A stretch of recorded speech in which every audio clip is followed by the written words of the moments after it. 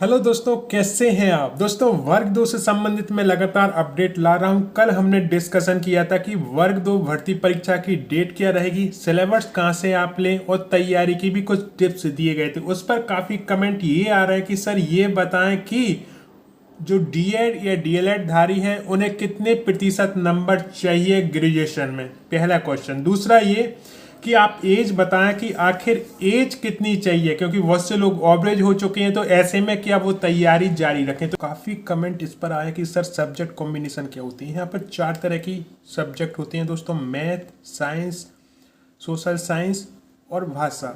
इन चारों में कौन कौन से सब्जेक्ट आते हैं जिससे कि आप अप्लाई कर पाएंगे 2024 भर्ती परीक्षा में, तो इन दोनों का ही आंसर मैं देने वाला हूं। और दोस्तों, हर एक आंसर सरकारी जो आदेश होता है उस अनुसार देता हूं। तो यहाँ पर भी आप जो है राजपत्र देख सकते हैं या फिर आप जो ईएसबी की तरफ से नियम जारी किए जाते हैं शिक्षक भर्ती को लेकर, उनका अवलोकन कर सकते हैं। तो हमारा जो है ईएसबी ने जो आदेश जारी किए हैं उसी का ही अवलोकन करेंगे। तो दोस्तों, ये है मध्य प्रदेश कर्मचारी चयन मंडल की ऑफिशियली वेबसाइट। अभी तक जो है वर्ग दो का नोटिफिकेशन जारी नहीं हुआ है, लेकिन शिक्षक भर्ती के जो नियम होते हैं उन संबंध में आदेश इस पे आ जाते हैं। तो चले उनका अवलोकन करते हैं। तो मैं आपको आदेश भी बताता चलूंगा जिससे आप स्वयं डाउनलोड कर सकें। पहले हमें हिंदी और इंग्लिश चुनना है, तो चलो हिंदी चुनते हैं, राष्ट्रभाषा को सम्मान देते हैं और हमें जाना है डैशबोर्ड पर। और चूंकि हमें मिडिल स्कूल के संबंध में जानकारी चाहिए, तो वर्ग दो का नोटिफिकेशन 2018 में आया था। वही नियम आयु सीमा के संबंधी और योग्यता संबंधी रहेंगे, क्योंकि राजपत्र में अभी तक कोई भी बदलाव नियम संबंधी नहीं किया गया है। तो इसमें जो आयु सीमा बताई गई है और इसमें जो योग्यता बताई गई है वही आपके 2024 के नोटिफिकेशन में रहेगी दोस्तों। तो चलें, यहाँ से आप रूल बुक डाउनलोड कर सकते हैं। और ये आ गई ईएसबी की रूल बुक हमारे सामने। तो पहले कर लेते हैं योग्यता की बात। फर्स्ट पॉइंट यदि आप देखेंगे, संबंधित विषय में स्नातक उपाधि तथा प्रारंभिक शिक्षा में 2 वर्षीय डिप्लोमा। ठीक है, तो यहाँ पर 2 वर्षीय डिप्लोमा क्यों लिखा गया है भैया, डीएड या डीएलएड क्यों नहीं लिखा गया। विभिन्न राज्यों में जो 2 वर्षीय डिप्लोमा है वो विभिन्न नामों से जाना जाता है, तो इसमें हो जाता कंफ्यूजन। इसलिए जो नियम है वो स्पष्ट करने के लिए इसमें लिख दिया गया है शिक्षा में 2 वर्षीय डिप्लोमा, यानी आपका डीएड, डीएलएड या विभिन्न राज्यों में जिस नाम से भी ये जाना चाहे वो यहाँ पर होना चाहिए। और होना चाहिए संबंधित विषय में स्नातक। यहाँ पर आप स्पष्ट रूप से समझ रहे होंगे कि स्नातक मांगा गया है, कोई भी प्रतिशत आपको डीएड या डीएलएड वालों से नहीं मांगी गई। क्यों नहीं मांगी गई, इसके पीछे क्या कारण है। क्योंकि डीएड या डीएलएड की जो योग्यता होती है वो होती है 12वीं पास, ना कि स्नातक। जब 12वीं पास योग्यता है तो स्नातक में प्रतिशत नहीं मांगी जाती, सिर्फ 12वीं में मांगी जाती है। और 12वीं की यहाँ पर आवश्यकता नहीं है, क्योंकि आप एग्जाम देने के लिए स्नातक होने चाहिए, साथ में 2 वर्षीय डिप्लोमा होनी चाहिए। ऐसा नहीं है कि आपने 12वीं पास कर ली और वर्ग दो के लिए आवेदन कर दिया, नहीं, उसके लिए स्नातक चाहिए, सिर्फ स्नातक चाहिए, कोई भी आपको प्रतिशत नहीं चाहिए। साथ में आपको 2 वर्षीय डिप्लोमा होना चाहिए अथवा उसके समकक्ष लिखा है। यदि इसके समकक्ष भी कोई डिप्लोमा है तो वो भी चल जाएगा। ठीक है, नीचे दूसरा पॉइंट आप देखेंगे तो संबंधित विषय में कम से कम 50% अंकों के साथ स्नातक उपाधि तथा शिक्षा शास्त्र में 1 वर्षीय स्नातक उपाधि बीएड। ठीक है, यहाँ पर आप देखें संबंधित विषय में कम से कम 50% अंकों के साथ स्नातक उपाधि। ठीक है, यहाँ पर 50% स्नातक उपाधि मांगी गई है सामान्य वर्ग से। जिन्हें रिजर्वेशन है उनमें प्रतिशत की छूट दी जाती है, ये भी मैं यहाँ पर क्लियर कर दूं। साथ में आपसे मांगा गया है बीएड। ठीक है, अब फिर और भी योग्यता हैं जो कि आप पढ़ सकते हैं, लेकिन मेन योग्यता यही रहती है। अब यहाँ पर जो है बीएड वालों से प्रतिशत क्यों मांग लिया गया, क्योंकि आपके जो बीएड की योग्यता होती है वो होती है स्नातक। जिसने स्नातक किया है वही बीएड कर सकता है। ठीक है, तो स्नातक में यहाँ पे प्रतिशत मांग ली गई। फिर 2 वर्षीय डिप्लोमा जो डीएड डीएलएड है उनसे क्यों नहीं मांगी गई प्रतिशत, क्योंकि उनकी योग्यता जो होती है वो 12वीं पास होती है, उसके बाद वो जाके डीएड या डीएलएड कर सकते हैं। तो कंफ्यूजन आई थिंक क्लियर हुआ होगा, क्योंकि आपके सामने जो शिक्षा संबंधी आदेश है उसी से मैं पढ़ रहा हूं। तो यहाँ पर जो डीएड डीएलएड वाले हैं उन्हें कोई प्रतिशत नहीं चाहिए, सिर्फ उनके पास स्नातक होना चाहिए संबंधित विषय में जिस सब्जेक्ट से आप फॉर्म फिल करने वाले। ठीक है। जो प्रतिशत का नियम है वो हमारे बीएड भाई बहनों पर लागू होता है। ठीक है, यदि आपने बीएड किया है तो स्नातक में 50% चाहिए, जो कि सामान्य वर्ग की योग्यता है, और जिन्हें रिजर्वेशन है उन्हें इस प्रतिशत में छूट दी जाएगी। आपने यदि डीएड डीएलएड किया है तो आपके पास सिर्फ स्नातक होना चाहिए, आप आवेदन कर पाएंगे। अब दूसरा जो क्वेश्चन था वो था आयु से संबंधित। ठीक है दोस्तों, तो यहाँ पर आपको ध्यान देना होगा। निर्धारित आयु सीमा है, न्यूनतम आयु आपकी 21 वर्ष होनी चाहिए। ठीक है, अब अधिकतम आयु को हम देख लेते हैं। तो पुरुष आवेदक अनारक्षित वर्ग, अनारक्षित वर्ग में कौन आता है? जिन्हें कोई भी रिजर्वेशन नहीं मिला है, जो कि अदर राज्य से भी हैं, मध्य प्रदेश से भी हैं, जो किसी भी रिजर्वेशन में नहीं आते, वो आते हैं अनारक्षित वर्ग में। उनकी आयु सीमा जो पुरुष है 40 वर्ष होनी चाहिए। अतिथि शिक्षकों को आयु सीमा में छूट दी जाती है। जिनके 3 सत्र और 200 दिवस पूरे हैं उन्हें विशेष छूट दी जाती है, तो उनकी आयु हो जाती है 49 वर्ष। ठीक है। महिला आवेदक अनारक्षित वर्ग सामान्य वर्ग में है, चाहे मध्य प्रदेश है की निवासी हैं जिन्हें कोई रिजर्वेशन नहीं मिल रहा है, या अदर राज्य की निवासी महिला है जिन्हें कोई रिजर्वेशन नहीं मिल रहा है, वो इसमें आती है। हालांकि अदर राज्य के जितने भी कैंडिडेट हैं उन्हें कोई भी रिजर्वेशन मध्य प्रदेश में नहीं मिलता है, सिर्फ मध्य प्रदेश के मूल निवासियों को ही यहाँ का रिजर्वेशन मिलता है, जितनी भी रिजर्वेशन है।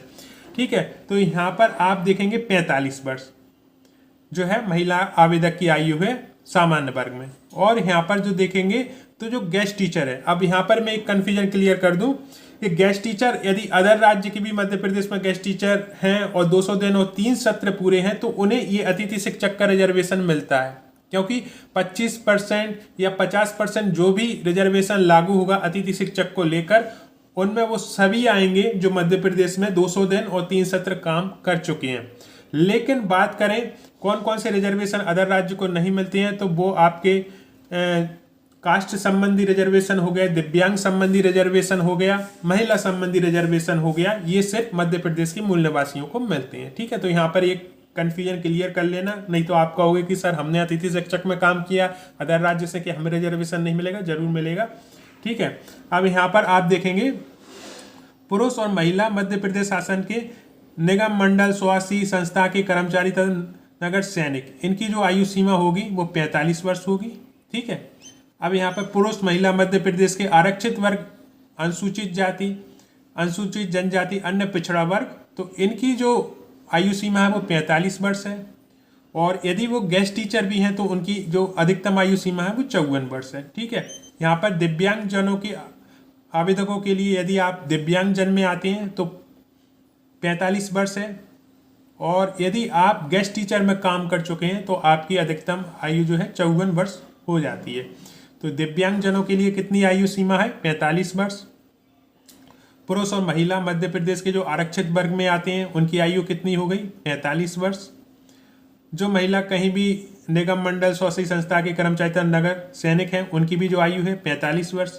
महिला आवेदक जो अनारक्षित वर्ग की है, सामान्य वर्ग में भी आते हैं, उनकी भी 45 वर्ष। और पुरुष जो आवेदक है उसकी आयु सीमा 40 वर्ष। ठीक है, तो ये आयु सीमा संबंधी यहाँ पर नियम दिया गया। ठीक है, अब यहाँ पर जो है आपको यदि आयु सीमा में छूट चाहिए तो उस संबंध में आपके पास प्रमाण पत्र होना चाहिए। जैसे मान लो आप मध्य प्रदेश के आरक्षित वर्ग में आते हैं, अनुसूचित जाति में आते हैं, अनुसूचित जनजाति, अन्य पिछड़ा वर्ग, तो आपके पास वो प्रमाण पत्र होना चाहिए, कास्ट सर्टिफिकेट होना चाहिए, और डिजिटल बनवा लेना, क्योंकि डिजिटल ही आगे चल के मान्य होता है। दिव्यांग जन में आते हैं तो आपके पास वो होना चाहिए, 40% आपको दिव्यांग प्रमाण पत्र होना चाहिए, तभी ये आरक्षण मिलेगा। यदि आप गेस्ट टीचर में आते हैं तो वो प्रमाण पत्र आपके पास होना चाहिए। तो आई थिंक ये दो जो डाउट थे वो मैं क्लियर कर पाया हूँ, क्योंकि ये वो कन्फ्यूजन थे जो आपको पढ़ाई से दूर ले जाते हैं दोस्तों। तो प्लीज़ आप देख लें, नियमों को समझ लें और तैयारी जारी रखें, क्योंकि अभी से यदि आप तैयारी करेंगे निश्चित रूप से आप अपनी एक सीट पक्की कर लें। हमें अपने सब्जेक्ट के विषय में भी पता होना चाहिए, क्योंकि सब्जेक्ट कॉम्बिनेशन के आधार पर बहुत से लोग चयनित लिस्ट में होते हुए भी बाहर हो गए हैं। तो दोस्तों ये गलती अब हमें नहीं दोहरानी है, अपने विषय को हमें समझना है कि हम उसमें आ रहे हैं कि नहीं आ रहे हैं। तो चले पहले सरकारी आदेश देखते हैं। दोस्तों मध्य प्रदेश शासन स्कूल शिक्षा विभाग से ये आदेश जारी किया गया था, जैसे आप डेट देख रहे हैं 29/9/2022 का ये आदेश है। आप MP ऑनलाइन पर जो है इससे डाउनलोड कर सकते हैं। अब इसमें हम सब्जेक्ट कॉम्बिनेशन को ध्यान से समझेंगे दोस्तों।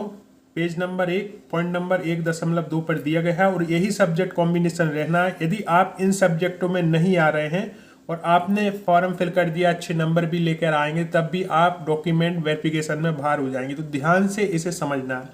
आप देखें, माध्यमिक विद्यालयों में यानी वर्ग 2 अध्यापन कार्य हेतु नियोजित किए जाने वाले माध्यमिक शिक्षक की पात्रता परीक्षा विषयवारों की परीक्षा में विषय गणित, विज्ञान, सामाजिक विज्ञान और ये भाषा है आपकी हिंदी, अंग्रेजी, संस्कृत एवं उर्दू, 4 भाषाएं हुई। ठीक है, अब ये के अंतर्गत कौन कौन से सब्जेक्ट आते हैं वो हम देख लेते हैं। गणित के अंतर्गत जो आते हैं वो आते हैं गणित अथवा भौतिक शास्त्र अथवा इंजीनियरिंग विषयों के साथ स्नातक उपाधि धारित करना अनिवार्य होगा। यहाँ पर 3 विषय प्रमुख हैं जो कि आवेदन कर पाएंगे। फिर से मैं दोहरा देता हूँ, गणित अथवा लगा हुआ है, या तो गणित हो अथवा भौतिक, ठीक है, शास्त्र अथवा फिर से अथवा लगा हुआ है, या इंजीनियरिंग जो विषयों के साथ स्नातक किए हैं वो गणित विषय से जो है फॉर्म फिल कर सकते हैं। यहाँ पर एक चीज़ और क्लियर कर दूं कि बीसीए वाले बहुत से हैं जो कि पूछते हैं कि सर हम मैथ के अंतर्गत आते हैं कि नहीं आते हैं। दोस्तों, बहुत से बीसीए वालों ने मैथ से फॉर्म फिल कर दिया था, लेकिन उनके 3 वर्ष में मैथ होना अनिवार्य होता है, first year, second year, final year. यदि किसी भी ईयर में मैथ नहीं है तो उन्हें डिस्क्वालीफाइड करके बाहर कर दिया और ऐसे सभी बीसीए वाले वर्ग 2 से बाहर हो गए थे दोस्तों। तो आपको देखना है कि यदि आपने बीसीए किया है तो आपके 3 सालों में मैथ होना चाहिए, 3 वर्षों में मैथ होना चाहिए। ठीक है, इसके अलावा और भी सब्जेक्ट वाले पूछते हैं तो आप स्वयं देख लें कि गणित के अंतर्गत जो विषय रखे गए हैं उनमें आप आ रहे हैं। और यदि आप गणित से फॉर्म फिल करना चाह रहे हैं तो एक कंडीशन और है कि आपकी जो 3 वर्ड्स हैं उनमें मैथ प्रमुख सब्जेक्ट के रूप में होना चाहिए। ठीक है, तो ये मैथमेटिक्स का जो है कंफ्यूजन आई थिंक दूर हो गया होगा। आगे चलते हैं हम विज्ञान विषय। विज्ञान विषय के अंतर्गत रसायन शास्त्र, वनस्पति विज्ञान, प्राणी विज्ञान, माइक्रोबायोलॉजी, बायोटेक्नोलॉजी, बायोइन्फॉर्मेटिक्स में किन्हीं 2 विषयों के साथ स्नातक उपाधि धारित करना एवं विज्ञान विषय। ठीक है, तो विज्ञान विषय के अंतर्गत ये सभी विषय आते हैं। बहुत सी बार कंफ्यूजन ये हो जाता है कि रसायन शास्त्र वाले कमेंट करते हैं कि सब हम जो है सर हम मैथ से फॉर्म फिल करेंगे या साइंस से। तो रसायन शास्त्र वाले जो है साइंस से ही फॉर्म फिल करते हैं। ठीक है, ये पूरा आपके हो गया रसायन शास्त्र, वनस्पति विज्ञान, प्राणी विज्ञान, माइक्रोबायोलॉजी, बायोटेक्नोलॉजी, बायोइन्फॉर्मेटिक्स में किन्हीं 2 विषयों के साथ स्नातक उपाधि धारित करना अनिवार्य है आपके लिए, क्योंकि 2 विषयों के साथ आपको स्नातक होना चाहिए। इनमें से कोई भी 2 विषय आपके स्नातक लेवल पर होना चाहिए, फर्स्ट ईयर से लेकर फाइनल ईयर तक। अब आगे चलते हैं तो हम बात करते हैं सामाजिक विज्ञान की। दोस्तों, सामाजिक विज्ञान के अंतर्गत जो आपके विषय आते हैं वो है इतिहास, राजनीति शास्त्र, अर्थशास्त्र, भूगोल, समाजशास्त्र एवं वाणिज्य विषय में से किसी एक विषय के साथ स्नातक धारित करना अनिवार्य होगा। ठीक है, अब यहाँ पर ध्यान ये रखना है कि वाणिज्य मीन्स बीकॉम वाले जो कॉमर्स सब्जेक्ट लिए हो, जो बीकॉम से हैं, वो भी जो है समाजशास्त्र फॉर्म फिल कर सकते हैं। ठीक है, कोई यहाँ पर प्रॉब्लम नहीं है, बीकॉम वालों के लिए अलाउ है, वर्ग 2 में वो फॉर्म फिल कर सकते हैं। कॉमर्स वाले है ना, वाणिज्य सब्जेक्ट भी यहाँ पर रखा गया। अब आते हैं हम भाषा पर। अब यहाँ पर कन्फ्यूजन एक पहले हो गया था कि जो फाउंडेशन होता है उसे ही लोगों ने अंग्रेजी और हिंदी मानकर फॉर्म फिल कर दिए थे, बाद में वो हो गए थे बाहर। तो यहाँ पर समझना ये है कि साहित्यिक ही होना चाहिए, आपके पास लिटरेचर इंग्लिश होना चाहिए, साहित्यिक हिंदी होनी चाहिए, संस्कृत एवं उर्दू, ये आपके 3 वर्ष आपने पढ़े होने चाहिए। जैसे कि इसमें लिखे अभ्यर्थी को स्नातक स्तर पर इन विषयों का मुख्य विषय के रूप में अध्ययन करना अनिवार्य है। स्नातक उपाधि निर्धारित प्रतिशतता नियम में उल्लिखित प्रावधान अनुसार धारित करना अनिवार्य होगा। ठीक है, तो उस पर मैं पहले ही वीडियो ले आया हूं कि कितने प्रतिशत और क्या एज वर्ग 2 के लिए रखी गई थी। जैसे कि आप देख रहे हैं मेरा ये वीडियो योग्यता और आयु सीमा संबंधी आदेश, डीएड वालों को कितनी प्रतिशत चाहिए स्नातक में, बीएड वालों को कितनी चाहिए, मैंने सरकारी आदेश जो जारी हुआ था उसके अनुसार इसमें पूरा आपको बताया है। ठीक है, क्लियर किया है पॉइंट टू पॉइंट। तो इसे आप देख लें तो आपकी योग्यता और आयु संबंधी जो आदेश निकले हैं उसका आप अवलोकन करेंगे और आपके कन्फ्यूजन दूर हो जाएंगे। तो दोस्तों, ये है सब्जेक्ट कॉम्बिनेशन, इसे आप ध्यान से देखें और इन्हीं सब्जेक्टों में यदि आप आ रहे हैं तभी आप आवेदन करके अच्छे नंबर लाकर जॉब प्राप्त कर सकते हैं। और कहीं कन्फ्यूजन में आप चले गए और ऐसे सब्जेक्ट से आवेदन कर दिया जिसकी आप योग्यता नहीं रखते हैं, तो डेफिनेटली आप जो लास्ट में वेरिफिकेशन होगा उससे बाहर कर दिए जाते हैं।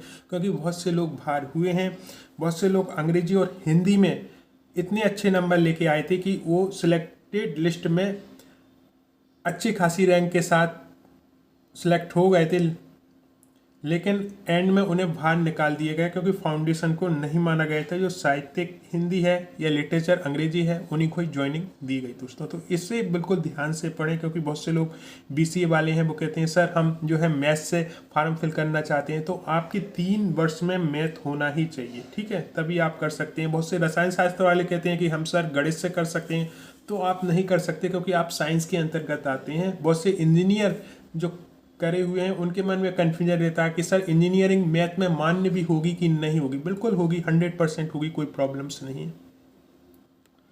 अब लास्ट में वही बात आ जाती है कि सर वर्ग 2 का नोटिफिकेशन कब तक आ सकता है, तो बहुत जल्दी आ जाएगा। चूँकि आपको मालूम है कि कहा यही गया है कि जो भी एग्ज़ाम्स हैं वो अगस्त से शुरू हो जाएंगे, और जैसे जैसे एग्ज़ाम आगे बढ़ते जाएंगे जितनी भी वैकेंसी आएंगी वो सब की अपडेट आती जाएगी। तो सबसे बड़ी जो वैकेंसी है या फार्म फिल होते हैं वो है आपकी वर्ग 2। वर्ग 2 का कंपटीशन भी बहुत हाई होता है और जो एग्ज़ाम है वो टफ से टफ होता जा रहा है। और मेरा उद्देश्य वीडियो बनाने का कि कहीं भी कोई भी कन्फ्यूजन आपके मन में हो तो उसे आप दूर करें और पूरा फोकस पढ़ाई पे लगाएं।